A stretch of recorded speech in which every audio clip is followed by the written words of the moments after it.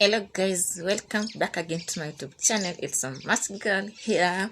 Guys, if you've been watching my videos and you have not subscribed, kindly subscribe. Hit that notification bell for me. And if you've been watching my videos, thank you so much and karibu tena.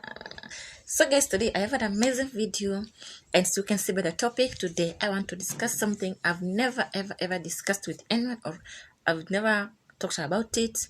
So guys, today I'm going to speak about my two pregnancies, as in my journey of my two pregnancies. So guys, as I've said, you can see by the topic, remember to like this video, share this video, and also comment down below about either you can share your journey too, or you can tell us what you faced through your journey. You know, there is first trimester, second, and then third trimester during the pregnancy. So guys, karibuni, and karibuni to the match girl. So guys, remember to do it. So guys, it's a story I want to share where sometimes I feel so emotional. I feel like it's so touching. Sometimes you feel so emotional explaining things to people, and I'm like, oh my goodness, let me calm down. So guys, my first pregnancy, I got pregnant when I was 20 years when I was 20 years old. At that time I was not ready for it because I was attachment, yeah, attachment mahali. So then after like some months I realized that I'm not having my periods, and I was like, oh my god, what's happening with my body? Because unfortunately I started changing about my diet. Mimi sikuwa mtu wa kukula, but I started changing my diet slowly by slowly, and then I noticed myself that I'm feeling more angry. Yani the more nakabila kule, the more nasikia, and the more nikikula, the more nasikia njaa. So that was my first something I noticed with my body. So I started eating kula sana, and if I yani kuna vitu sikuwa nakula in my life, but nilikuwa na crave sana, so unapata it's like na crave sana. So that's when I took a decision to go and kupimwa. I bought a pregnancy test kit for myself. Then I went home, nikapima. Of course, I had no hopes that I can be pregnant. So mimi nilipima nikatoka nje. So after coming back, kufanya shughuli zangu, nikarudi nikapata it turned out positive, and I was shocked, and at the same time I was excited. So my first pregnancy was so easy because yangu tu ilikuwa tu ni kukula. Sikuwa nina jam, by the way, and sikuwa kama moodless. I was very active. Nilikuwa tu very active tu sana. Kile tu kilikuwa kinani yani, but what I loved most through that pregnancy was like singa kabla food. Any moment hata nikiamka sana ni za usiku nipike, so long as nimekula. And there was this weird cravings of zetu ajizi. Wezi kwa Mombasa sana zetu ajizi. Black jackfruit, I think so kwa English zitwaje. Mafenesi in Kiswahili, sijui kwa Kizungu. The black jackfruits, I don't know. Them fenesi. Guys, I hate this thing 100, even it can be 1.1, and even it can be 100.1%. I literally eat this fruit. I don't like eating it, but when I was first with my pregnancy, I tried, and I could eat it, by the way. Sijui ni njaa ilinifikisha kwa kuwa sasa nikastahimili njaa ama ni nini, but there was this time I was crossing the ferry, and I found these people, you know, sometimes in Mombasa they sell na hawa watu wa roadside ama wengine wamesimama na wheelbarrow. So I found this specific man, anaikata, then to hiyo harufu ikanigonga tu kama kwa tu once. I found myself standing there and asking this man to cut for me, because I think I bought for 50 bob, a piece of 50 bob. Na by the time nikawa nyumba, nilikuwa nimekula, nikamaliza. And I was like, you know, sometimes you just sit down and say, oh, what I craved when I was pregnant. I'm like, oh no, never again. Even my boyfriend brought me that finesse in my house, and I was like, I don't eat this. But believe me, when I'm pregnant, I tasted and I felt it was so sweet. kwanza wajua spendi tu vitu za sukari, but that time nilisikia iko perfect. And another thing I craved when I was pregnant, something weird, was to eat Indomie.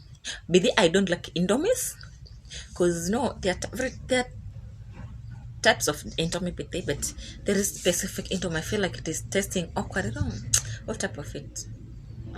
Is it Indomie? Is it this stew, onions and what? I felt it was tasting something. But there was this time I woke up at, it was like 3 p.m. Oh, not 3 p.m. 3 a.m. early in the morning. I was very hungry, and only thing I could find in my house was Indomie. Believe me or not, I cooked that day and kakula, and from there I started eating Indomie. So my pregnancy journey, my first pregnancy journey was so smooth, despite of bleeding and all that. Kwa hospitali kila mara, hiyo kutoka your bleeding and whatever it was, but the other things were so smart and everything was normal. Now what naambiwa cha mwanzo hakifanani na cha pili. What? My second pregnancy, that's what I can tell us. That's where the story begins now. Well, my first pregnancy, it was so tough. Morning sickness was hell. I could vomit. Kwanza ikifika tu 5 nasikia nimechafuka roho, nina vomit. Because I remember there was a time I went to the hospital. I commented to my doctor that I'm vomiting. I said, yeah, I'm throwing up so much. So he gave me some medication and told me to be taking those medication. But hakuna dawa ilikuwa inapita hapa kwa koo. Hakuna dawa. So I tried that medications. I tried on them, but they were not vain. In the morning, I was too lazy to wake up. Morning sickness was killing me. And I don't think it was morning sickness. It was morning sickness, and even sometimes evenings, I was throwing up. Yani, so long as sija smell ile harufu yenye sitaki kabisa. Especially the thing that went weird was nyama. Anything, kwanza alafu ilikuwa nisikie tu mtu anachemsha nyama hata kama si kwa nyumba yangu, I could throw up from nowhere. And hiyo tu harufu ya kuchemsha nyama, imagine ilifika to an extent ikawa, and ninavaa mask because I have to cook for my son. That is my firstborn. I have to cook for my son. So ikafika mahali I have to cook no matter what. So inabidi ninavaa mask. First of all, your mask inazuia kitunguu na inazuia harufu ya nyama. Na inazuia ilikuwa chakula kingine kwa nini? Yeah, kitunguu na nyama. Those things sikutaka kuzisikia because hata sikuwa ninakula nyama. My whole second pregnancy sikuwa nakula nyama. Na nikikula nyama nile nakula unabana hewa unameza so that I can survive. But something came in to save me. Ilikuwa ni soda, and there was this type of a soda, Fanta. Mimi kulikuwa na Msomali. There was a Msomali guy alikuwa na shop, alikuwa ananijua. Akiniona tuna chupa, alikuwa anajua this madam is coming for soda. And the type of soda, Fanta. No matter what, no matter where. Mimi na chupa soda. But it was the time lakini remember itatufanya tufanye vituko. Kuna time I went to that shop, I missed soda. Nikampata na club soda. Nikamwambia nipate club soda. Tena nikanunua the whole packet because one bottle it can't sustain me. So inabidi nimenunua the whole packet. Yeah, the whole packet. I go and install in my fridge so that I can be picking one. Believe me. Hata ikifika saa 9 usiku nilikuwa nimebakisha na bottle moja hivi, and nilibakisha hiyo because my son was like, "Mom, I want to carry this one to school." So I was like, "You are tempting me, bro. You are tempting me, bro. You are tempting your mommy. You are tempting the little baby in my stomach, in my tummy." I'm like, I have to sacrifice for that. So my second pregnancy was so tough because Another challenge I faced when I was my second pregnancy, I bled. Nearly bled. I went to the doctor, wakafanya scanning. They saw everything is okay, but 99.9% the risk was for miscarriage. So they gave me medication, and I said I'm not going to take any medication because I remember there was a time I had the same situation. I took medication because they give you some antibiotics and whatever and whatever and whatever. I took this medication and I got miscarriage. So this round I said no way I'm going to take medication. So they gave me drugs. I went and put them in the latrine. Then I came and told God, no, this way is for you. Actually, these are blessings, and I hope this time I will finish my race when I'm okay and when my child is okay. So I bled until it stopped. Yeah, I think it was about stressing up and all this, but I relaxed and everything went back to normal. So sometimes unapata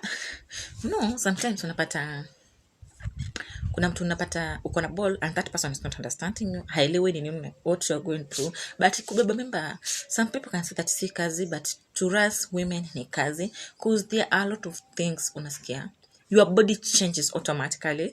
Because for me the second pregnancy nilikuwa nachukia, I had this sort of hatred and kukasirika haraka, but funny thing, I came to love my sister. Everything I could cry is for my sister. Sina nini nachukua tu simu, hello sis, sina ani, I really loved extra love to my sister. That's what I can say. But I hated most of the people, but some of them, they never understood that I have some body changes, that my body has changed, my moods has changed. But it's good sometimes to have someone who will understand you, who will understand that sometimes body changes, sometimes things change, and they have to cope with it for some time and take care of you. But for me it was otherwise. So in that lonely pregnancy, I had more hatred until I found myself that no, this is not right, I have to control myself. And then I decided to control myself, and after that, because I had some issues with my pregnancy, I gave birth early with 33 weeks. But into my labor, I thought I could not make it because I was very weak, and in that labor I'm with my only sister. Yeah, I was only with my sister and another friend of mine. So I could tell them that I'm feeling weak. Only the doctor noticed that I was weak, and he was like, let me suggest a CS for you. And I was like, no doc, I believe in myself, I can't fight this, and I can't bring this creation to this world. And I was so positive with myself, because if mahali and I'm like, oh God, from this far up to this far, it's you, and I want you right now to do miracle for me, because I can't take it anymore, and I want to bring this creature. It's either you chose me, but you leave my creature to this world. And I remember at first I called my pastor, we prayed, and I also cried in that labor room because I was alone. So nafikiria mahali the people watakuwa wanachukua kwa labor. So I cried alone, and I was like, God, you need to give me strength. I need this strength, because if it's you who has seen this baby has to come this early, I'm not going to object you. I'm not going to do anything stupid. All what I need you right now, you do me a miracle. You give me a strength. I do not be weak. Because unajua uwezi kabeba ball and then ifika mahali you want to give up. No, I said I'm not going to give up. Nimepita hayo yote, nimepita vitu mob na able ya pili, and God, you're the one who gives children, and not the one who takes children. But right now, you're not going to take my son. I want to deliver safe and sound. I rebuked CS because I was not ready for CS, for real. And I remember I told the doctor, give me 1 hour, I will be ready to push this baby. And then he went and came back to my room. He gave me a drink, and I just was it a water, or I don't know what was it. I drank. Then I told him, just relax, I gonna be fine, and I believe I'm myself, so I gonna do this dog. So fenya halienda, nilisikia tu nguvu imenishuka from nowhere, because sasa nilibidi nishuke bed. I knelt down, I pray, and then I felt like I have to go haja kubwa. Then I remembered once my mom told me, ukisikia haja kubwa, it's either the child is trying to come out. So I went, nikajibana kidogo, nikakojoa, and I said, I'm not going to haja kubwa. So when I was while I was standing there, I just felt that the baby was coming out, and I was like, thank you, Jesus. I jumped on the bed without knowing because I felt a cramp on my left leg, and it was so tough for me to climb the bed again. So I called out my friend out there because my sister had my son. So I called my friend. I told her, come in and go and call a doctor for me, and she went and called the doctor for me. Then the doctor came, helped me to climb on the bed and give me this water. Is it all now? Imagine ya uchungu hata napewa mimi sikuwekwa drip because ulikuwa ameneka drip mpaka watu wakachoka, wakaniongeza maji uchungu mpaka wakachoka. So the best wenye walilipata walifanya tu nikafanya kunywa na mdomo. So nilikunywa na mdomo, and just like 2, 3, 4, 5 minutes, my son was out, and I was like, thank you, Jesus. Even if amekuwa hizo kilo, but at least he will survive, and I'll do everything and I'll do anything to make it see this beautiful creature world. So guys, that was my journey. It was so tough for me, by the way, especially being young and being lonely. It was so tough for me. Sometimes, you just sit down and be like, oh my God, if I did this, then nothing can stand against me. Then nothing can stand in front of me. That nothing can defeat me, because by far kwa huko mbali nimetoka ni Mungu. So guys, remember also to share your comments, to comment down below, guys, about your journeys, what you faced when you were pregnant, about your labor, everything you want to know about me. Comment down below. Also, if you want to ask me any question, ask me in the comment section, guys. I'll be eagerly answering one by one. And also remember to follow me on my other social media accounts. I have Instagram, I have TikTok, I have Facebook page as Match Girl. So guys, thank you so much for watching. Let's meet again to another video, and guys, remember to subscribe, like this video. Let's reach to 5,000 subscribers. Bye bye, love you so much.